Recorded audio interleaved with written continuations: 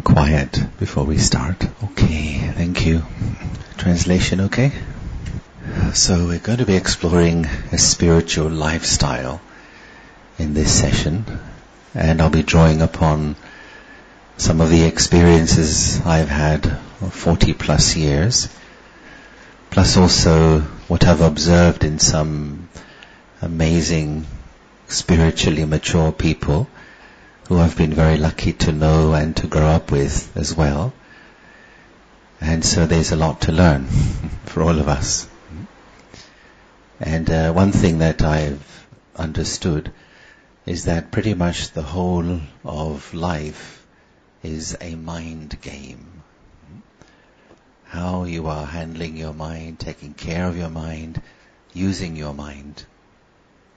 That's affecting and influencing your experience of life.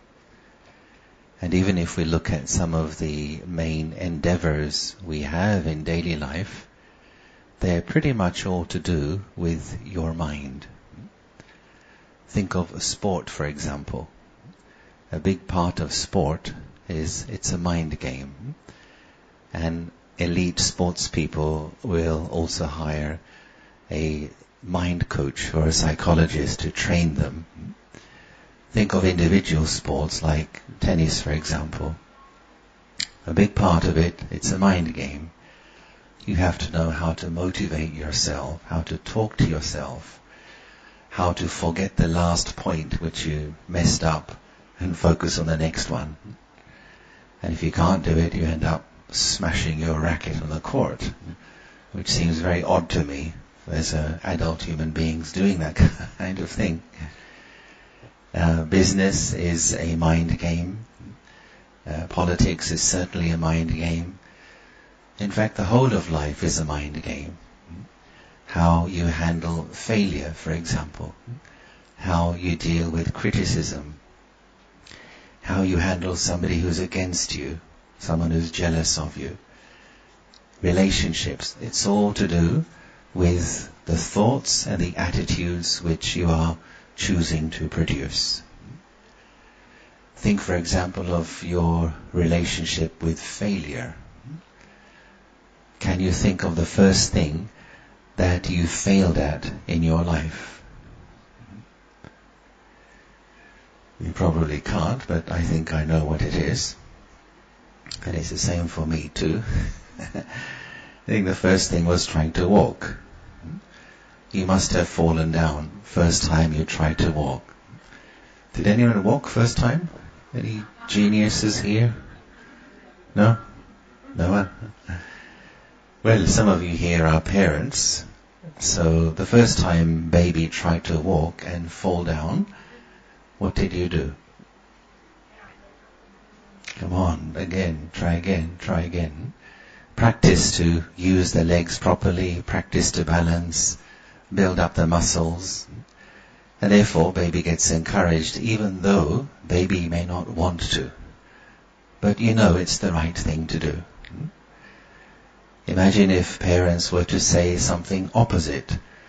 First time baby falls down, parent says, this walking is not for you. Don't waste your time trying to walk. If that were to happen, even today, we would all be crawling on the floor. In the same way, your mind is like your baby. And it's very important to talk to yourself positively, productively, inspire yourself, encourage yourself, and also learn from your mistakes. As far as I have seen, there's no one who has never made a mistake. We make mistakes.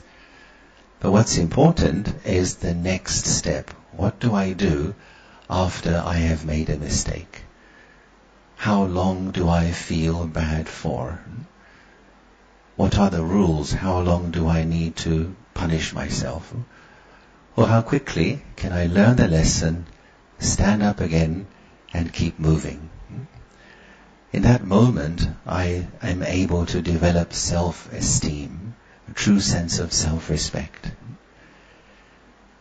And it's true that your level of self-respect is again another indicator of how you will handle life. So life is a mind game, but how much attention do we pay to it?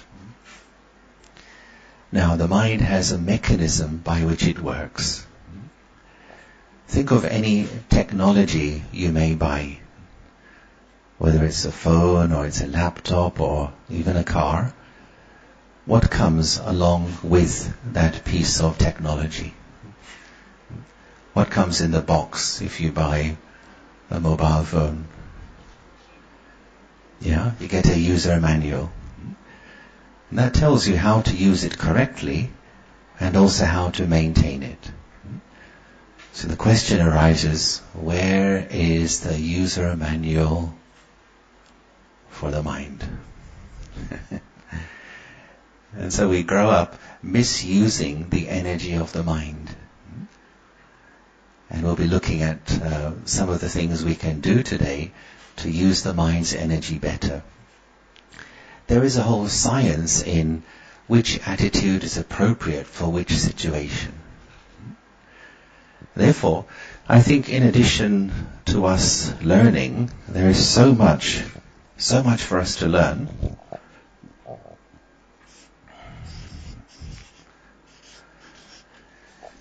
In addition to learning, I think there is something else we also need to do. Now, what do you think that might be? Maybe even more important than learning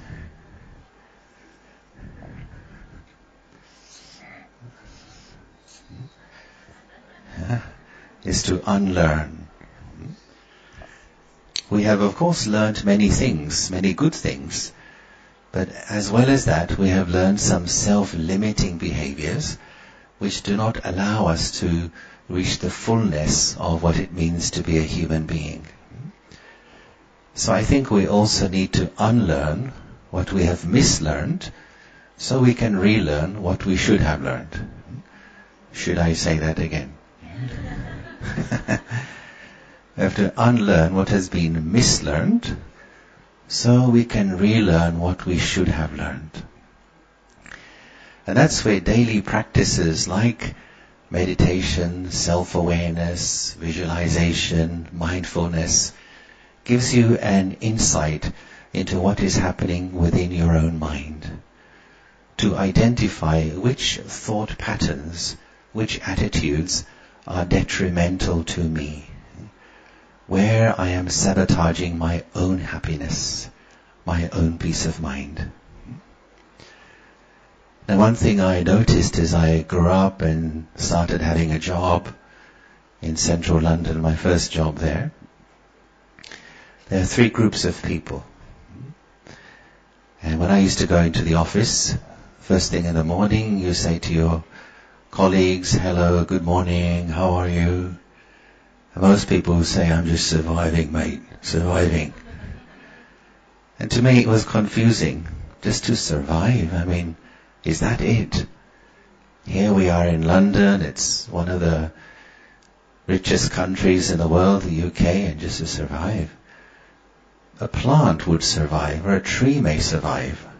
But as human beings, we have consciousness, we have attitude, we can change our relationship with anything in life. Then the second group is people who exist. Now, people who exist, they go through the day-to-day experiences of life. Sometimes you win, sometimes you lose. Sometimes you are praised, sometimes you are criticized. Sometimes you're the center of attention, other times you're ignored. But when you're in existing mode, your internal emotional state is a result of what's happening outside of you. So if things go well, you feel great. Things don't go so well, you feel bad. If other people behave as you want them to behave, you feel very good. If other people behave as they want to behave, then you don't like it. So in existing mode, our emotions go up and down, and it's rather like being on an emotional roller coaster. Now, do you like roller coasters? Have you been on a roller coaster? People pay money to get sick. Isn't it strange? They get off the roller coaster, oh, never again, never again. You just pay $20 for that. Something wrong. But then the highest group, and I think that's the group that we are all interested in, is not those who just survive, not those who exist, but those who truly live. Now what does it mean to live? To live means it's as though I have learned the art of seeing, and I have chosen that my peace of mind and my happiness are my personal property, non-negotiable, full stop. You may still have praise and criticism. You may still have success and failure. You may still be the center of attention and ignored, and you realize I cannot control what is outside of me, but I can control how I see what is outside of me. I may not be able to control what life is bringing to me, but I can choose how I wish to receive it. That's an aspect of living spiritually. Rather than focusing on what life is giving to me, focus on how am I choosing to receive this. Let's do a little experiment here.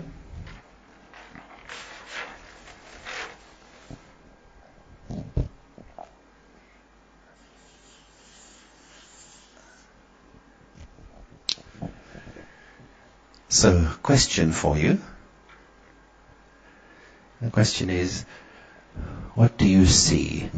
Do not limit yourself. Be creative. What do you see?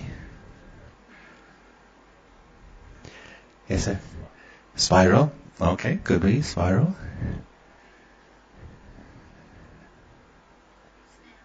Snail? Mm-hmm. Okay, sorry, sir? Endless path. Endless path, okay. Yeah. Yeah. Supreme light. Well, okay, yeah, that's an upgrade, I think. Yeah. All right. In Thai, there's one. I didn't know that one. Thank you for enlightening me there. Okay, and sometimes people say, I see the universe. Some say, I see eternity. Some say, I see a thumbprint. Some say, I see tree rings, when the tree is cut. Enlightenment, okay, that's great as well. Yes, sir? All right. Okay. Okay. Clockwise, anti-clockwise. Thank you for that. Yeah. So as you see, there are so many answers to this. But, I would say all the answers which you have given are about this.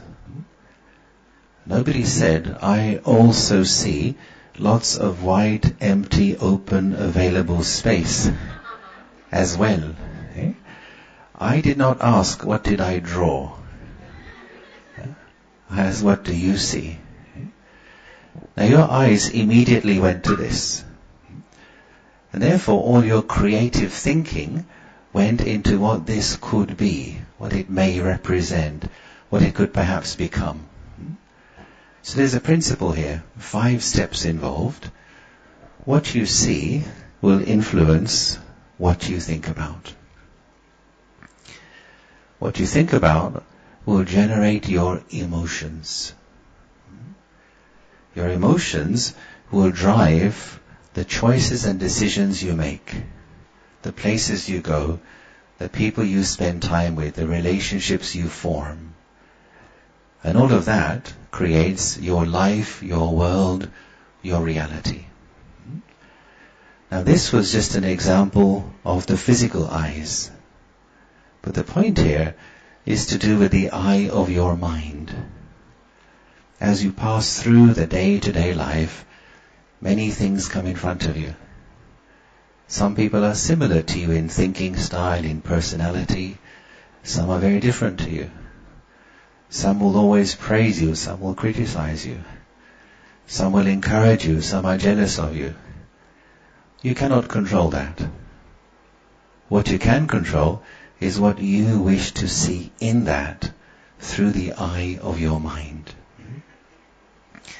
This reminds me of a very powerful phrase in Hindi, probably in all languages, कि जैसी आपकी दृष्टि वैसी आपकी सृष्टि.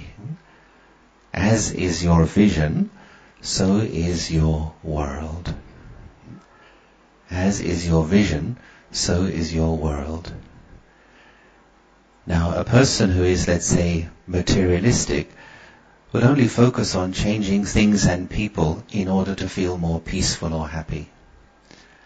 But a spiritually aware person will first ask, am I seeing this situation or this person, and can I upgrade this?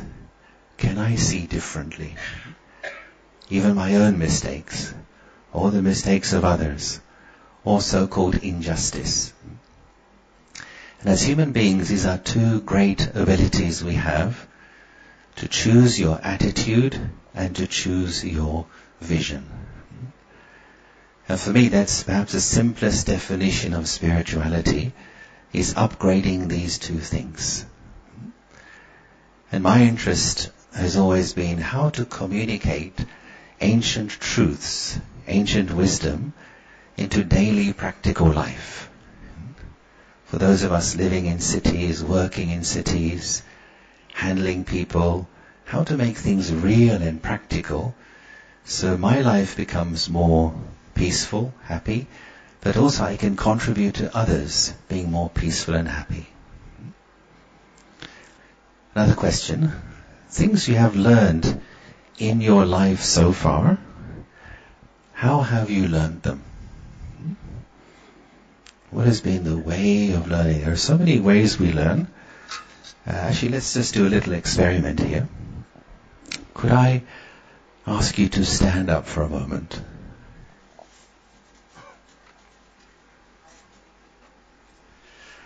So there's only one rule in this exercise. And that rule is, please do as I say. Do you agree? You trust me? Are you sure? Alright, now it's not dangerous and it's not embarrassing. So just put your right arm out like this. That's left, that's right. Okay, you may need some space. And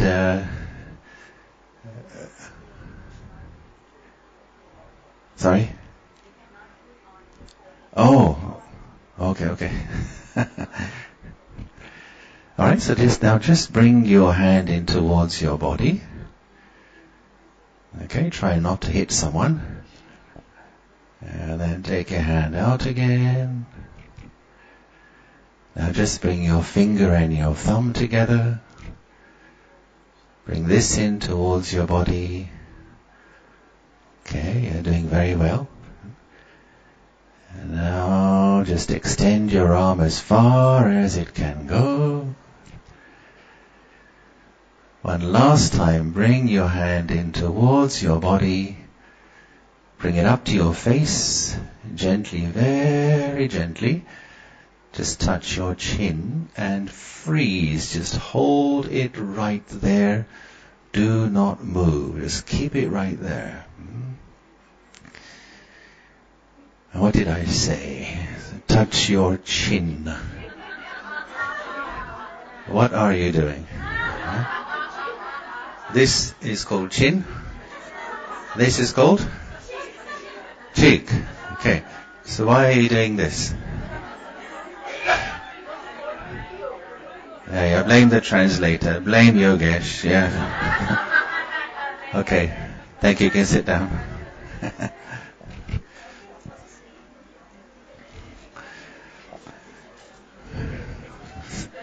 So why you did this is because I did it. Right? So inside there is this thing called mind. And the mind was receiving two kinds of information. Your ears were telling you, touch your chin. Your eyes, by watching me, were saying, touch your cheek. Now, your mind chose to listen to your eyes, not to your ears. So most of what we learn, especially in terms of our emotional behaviors, we learn by observing other people.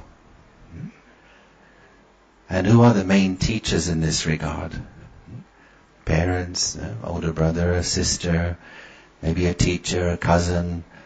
So what happens is we observe, we absorb, and then we copy, we mimic.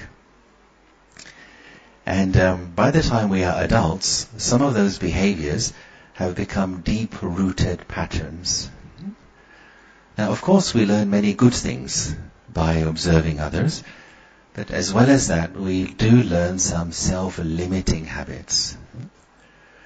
Now, some research says, and I don't know where this comes from, that by the time a child is around 7 or 8, about 40% of the whole life learning has already happened. Because as children, we don't analyze too much. We don't filter too much. It's one-way information. And in this regard, we can become slaves of our habits for an entire lifetime. Habits such as getting upset. Habits such as worrying. Habits such as becoming angry. Habits such as being too critical of myself or getting into, conflict with someone. And that's why there's a great need for us to be able to slow down the mind, turn the attention inward and see what's going on here. What do I need to pay attention to? What do I need to let go of? And what do I need to work on? And the spiritual lifestyle is for this purpose. So I continue to grow and evolve as a human being right up to the final moments. As it is often said, don't just go through life, but grow through life. Don't just go with the flow, but grow with the flow. And don't just grow with the flow, but glow with the flow. So a spiritually aware person has learned the art of using adversity to grow and to become stronger. So some people you meet, every time you meet them, they seem to be growing, evolving, maturing, becoming stronger, becoming, more big-hearted, becoming more stable. Other people, whenever you meet them, they tend to remain emotionally the same. Why? Complaining, criticizing, coming into conflict. So everything depends upon my attitude and my vision. Let's look at some more aspects of what is involved in living a spiritual lifestyle. There's a little formula I'd like to share here. And that's to do with our level of inner strength or our spiritual strength.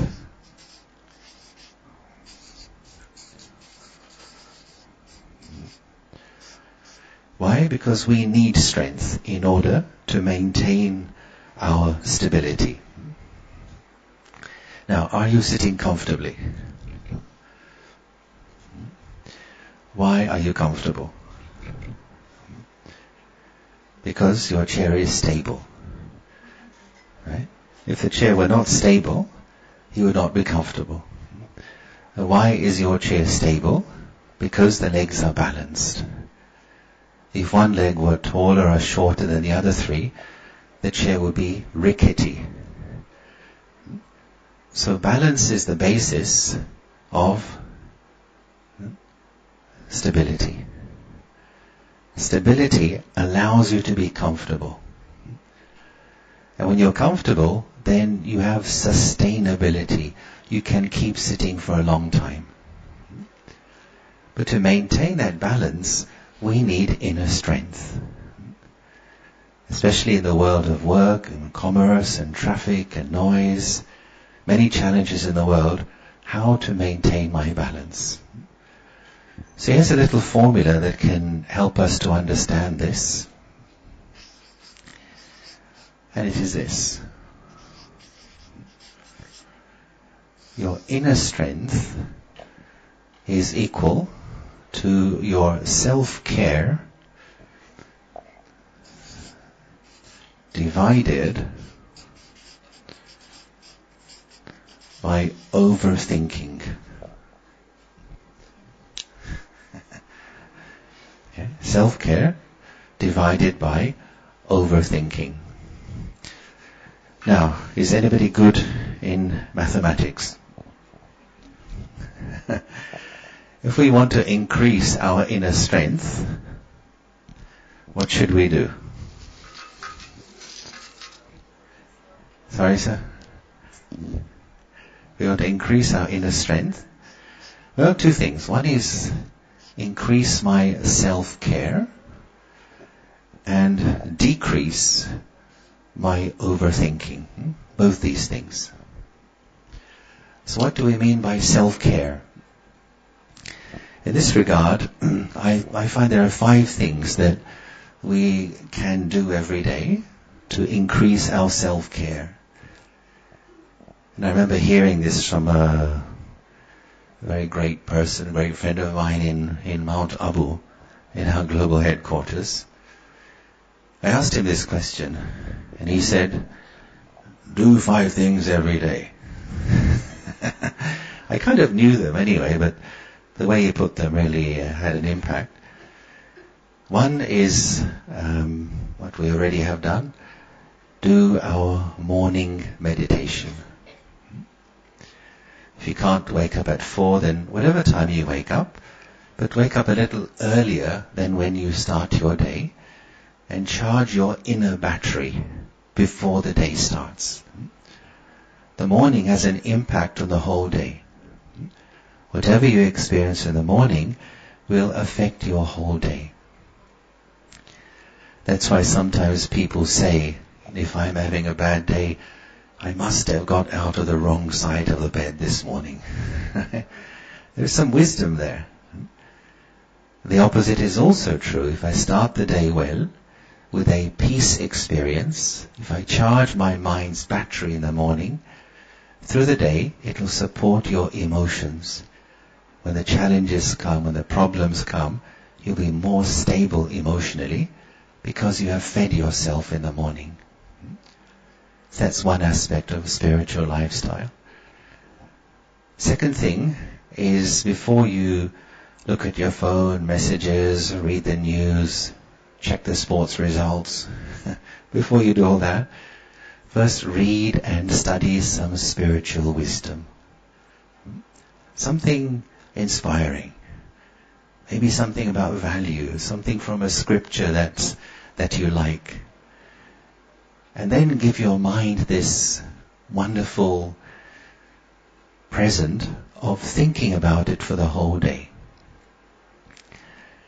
If in the morning you do your spiritual study, through the day your mind will keep chewing, like a cow chews the cud. Keep chewing. You may think of patience, for example. What is patience? How to apply patience?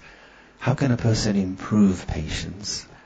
What examples of patience are there in nature? This is high quality thinking. Another day you take another one. Tolerance, forgiveness, dignity.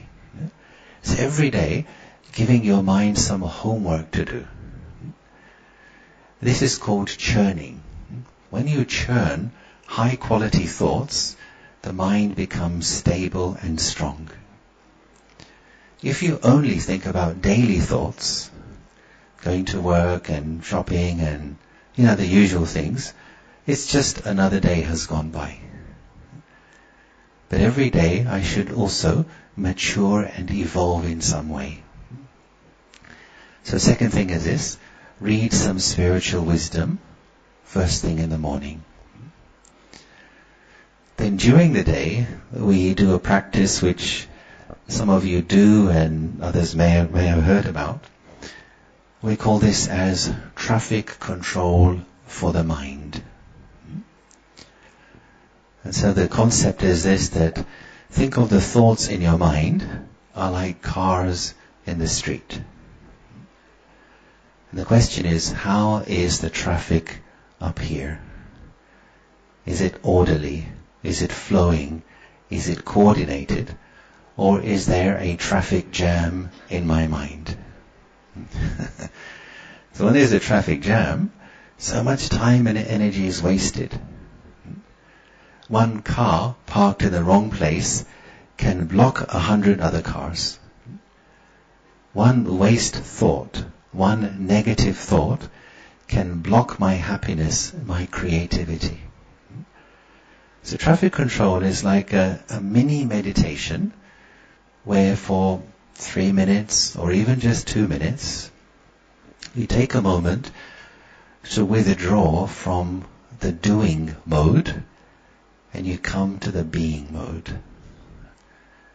Just detach from the doing mode and from your roles, your responsibilities. Go to your inner world. Just be with that thought. I am a peaceful being. I am light. I am still. Just like recharging your mind's battery.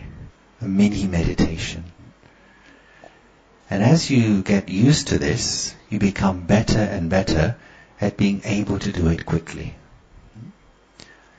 So we would suggest, if this is something new for you, try to do once mid-morning, maybe 10:30 or so, once mid-afternoon, maybe 2:30 or so, middle of the morning, middle of the afternoon. And again, if it's new for you, practice for 1 week and see how you feel at the end of that week.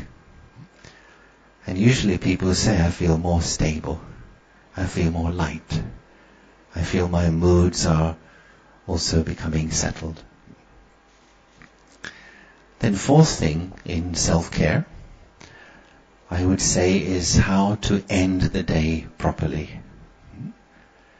Now the mind needs to be put to sleep.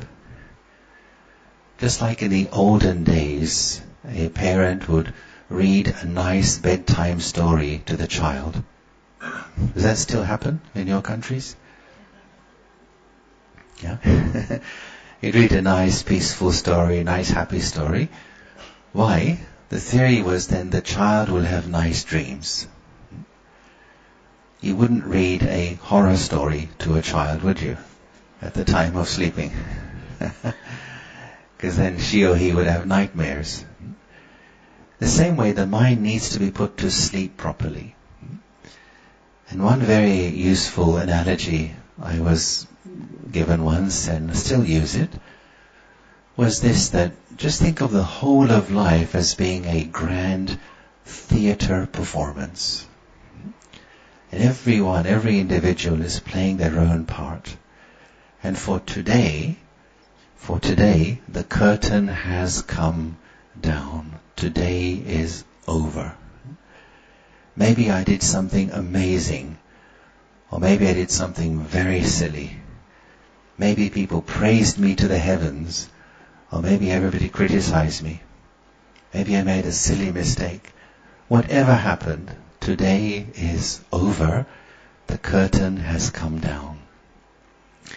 Multiply everything by 0 and allow the mind to let go of the thoughts of the day.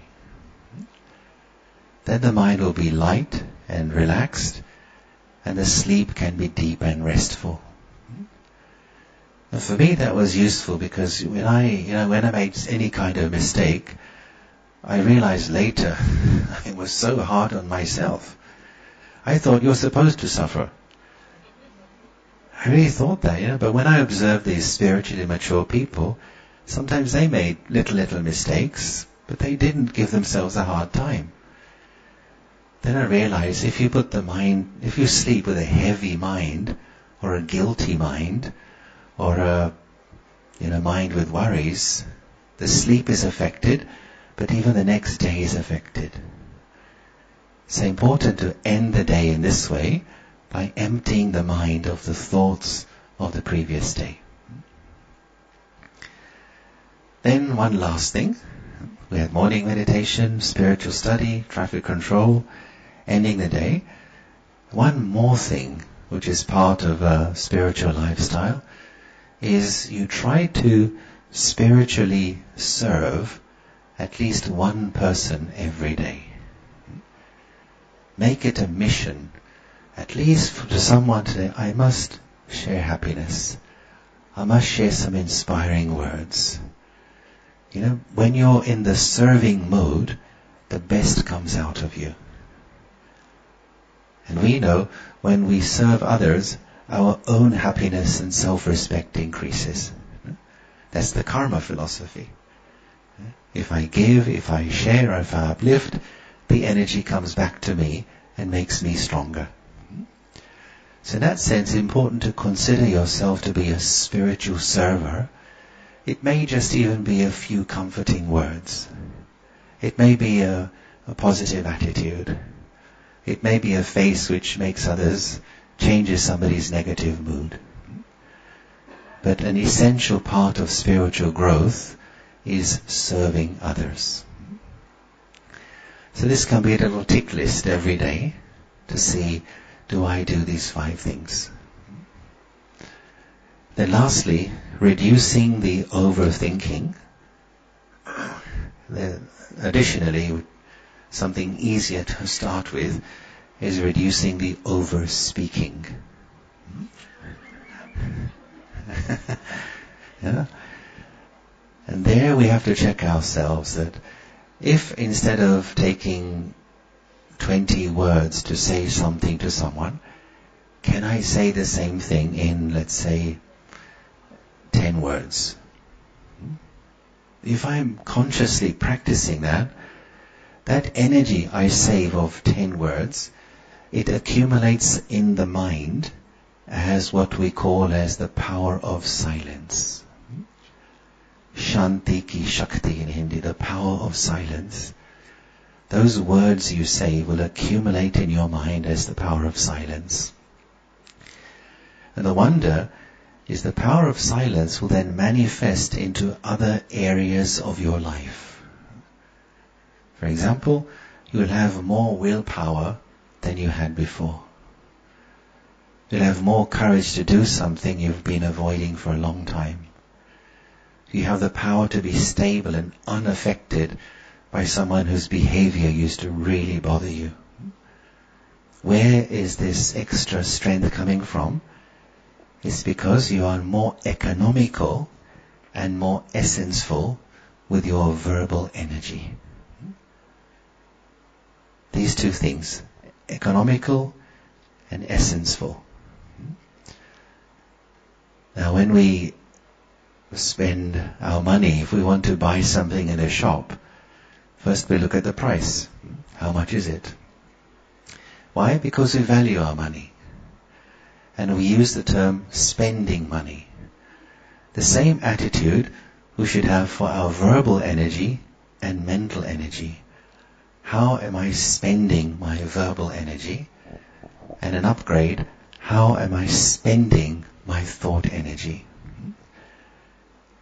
As I say, words are easier to start with, but for spiritual people, for meditators, working on the thought level is where we really want to get to.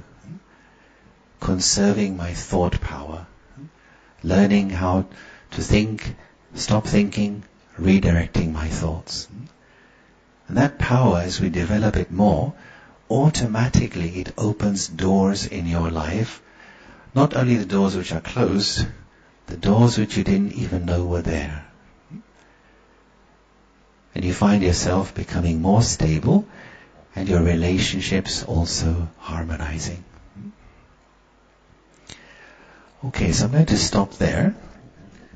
And we're going to come to the second part of this session, which is where we'd like to ask you to share your thoughts with each other in small groups, as everybody has interesting, useful things to express.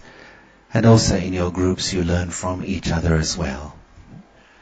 So what we'll do is ask you to get into groups of 4 people or 5 people each, of course bearing in mind your languages. And we'll ask you to just move your chairs and use the whole area of this room. And there are 3 questions you may wish to discuss. You don't have to look at all 3 of them. You can just take up 1 if you want, or 2, or 3, it's up to you. But the aim is to have a rich and useful exchange with each other. I'll read them out. So number 1 is, how does ancient wisdom help us to live peacefully in modern times? As you know, modern times are different to times in the past. So how does ancient wisdom help us? And the second one, what are the challenges we face in doing this? So we know, for example, technology and noise and all those things have increased. What challenges do we face in living peacefully today, especially for city dwellers? Then a third question could be, how can we support others to live peacefully? Whether it's family members, friends, colleagues, what can we do so we're actually also helping and encouraging others as well? Is it clear? So what we'll suggest is take about half an hour for your discussions, and when it's almost half an hour we'll give you a signal, then we'll come back and just wrap up. So self-select your groups of 4 or 5, maybe even try to be with people you don't you don't know very well. So, you get some new perspectives. Okay? And then see you in half an hour. Let's have a great exchange.